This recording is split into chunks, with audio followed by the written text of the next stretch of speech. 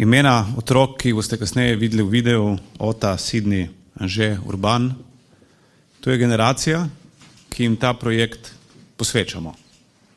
To je generacija, za katero želimo, da bo svoj trud, svoje ambicije, svojo motivacijo črpala ravno iz tega, da si kot država upamo in smemo dovoliti, da sanjamo največje sanje.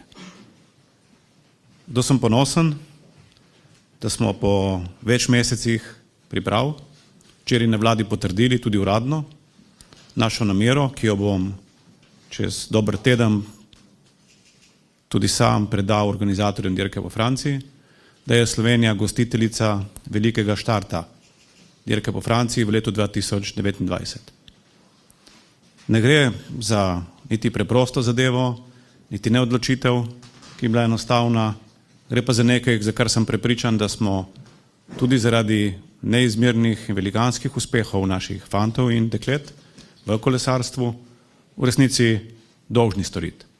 Dolžni kot vlada, dolžni kot narod. Ne samo zato, ker gre za enega največjih športnih dogodkov, dirka v Franciji je med vsemi športnimi dogodki, med dejansko v svetu, med najbolj prepoznavnimi, ampak ker gre tudi za to, da zelo jasno pokažemo, da Slovenija ni samo lepa dežela, da ne živimo v njej samo zadovoljni in delovni ljudje, ampak da smo tudi samozavestna dežela. In da si upamo se postaviti ob bok največjim, ne samo v športu, ne samo na tekmovalni stezi, ampak tudi kot organizatorji največjih dogodkov.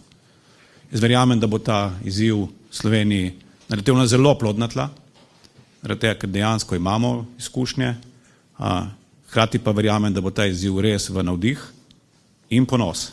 Tako vsem Slovenkam in Slovencem, ne samo športnikom, da bo to velikanska priložnost za gospodarstvo Republike Slovenije, predvsem pa za našo svetovno prepoznavnost. Naši fantje, tako Tadej kot Primož, pa tudi ostali so že danes v svetu ne samo prepoznavni. Kamorkoli pridem kot predsednik vlade, me vsi sprašujejo o Tadeju. Kamorkoli po svetu. Te isti ljudje, ki vejo za njih, mogoče še ne poznajo vseh lepot Slovenije. Po letu 2029 bojo poznali tudi naše lepote. Tudi Slovenijo kot državo. In to je naš namen, zakaj smo se podali na to pot, za katero verjamem, da bo ne samo uspešna, ampak da bo na svoj način tudi zgodovinska. In naj zaključim s tem, da mogoče na politični sceni nisem največji ljubitelj rumene barve, da pa verjamem, da bomo leta 2029 cela Slovenija rumena v duhu dirke po Franciji, tako kot je danes rumen naš Tadej. In verjamem, da bo tako tudi ostal. Hvala lepa.